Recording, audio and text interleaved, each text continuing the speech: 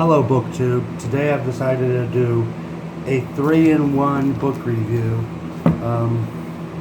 The books I'm going to review today are Michael Crichton's 5 Patients, which was interesting.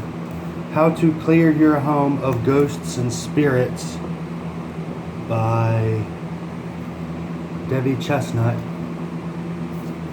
And Michio Kaku, The Future of the Mind. You can tell it's pretty. Michael Crichton, 5 Patients. In this series, you get to experience what it's like, in this book, you get to experience what it's like to work in the ER. The technology and a lot of the medical advice in the series are out of date. I think this was published in the 90s, so it's 2019 now, so this book, medicine progressed pretty fast. It's interesting because some of the stories in here are about stuff I never would have even thought. But a lot of the stuff in here just breaks down and talks about like the insurance agency, the medical community, and how here in the United States, the medical and pharmaceutical industry like to gouge prices. Since we do not have socialized Medicare or medicine. We don't have Her Majesty's medical service or whatever it is, but that's one thing we're backwards on. And this book, even though it was written in the 90s, is pretty much still relevant today. He seemed to be pretty pro-medical, universal medicine. Wow. Stuttering. Wow, that's something. Some of the stories are kind of gruesome. The surgeries in it are pretty gruesome. But if you watch TV, this is still nowhere near as gruesome as 90% of the stuff on TV. The Big Bang Theory made me sick. That's how gross that show was. So, I'm just joking, obviously.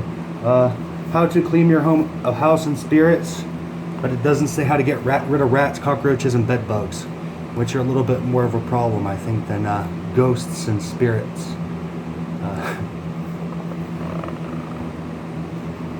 It's got some interesting points in it. I definitely encourage you guys to check this out if you're into the occult. This again is a Llewellyn series, so Witchcraft for Beginners seems to be what Llewellyn publishes. I didn't really agree with it. She says she's a paranormal expert.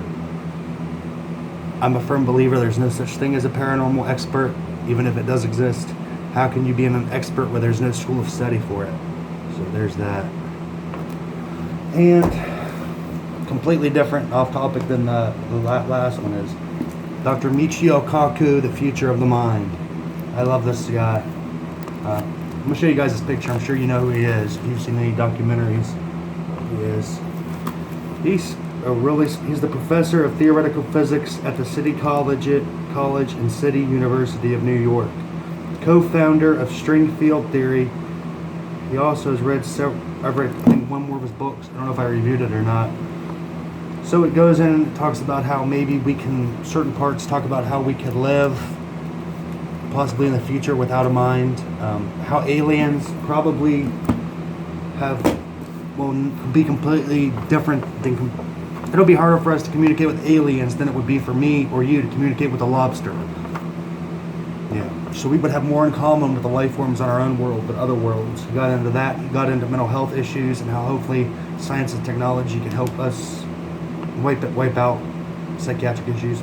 Talked about gene editing therapy and using it to help people with any kind of genetic flaws. He talked about the Human Genome Project, which I absolutely thought was really cool. Talks about aliens, robots, androids, and the human mind's perspective on all these little things. It even had a small section in the book about alien invasions, which was like, if a society that's 1,000,000 times more advanced than us wants to take us out, it'd pretty much be the equivalent of me going and dumping a goldfish down the toilet. That's how difficult it would be for an alien race to wipe out humanity. Okay, on a more positive note, hope you guys have a good holiday, because I'm sure there's one somewhere. And I will see you guys later. Thanks for watching.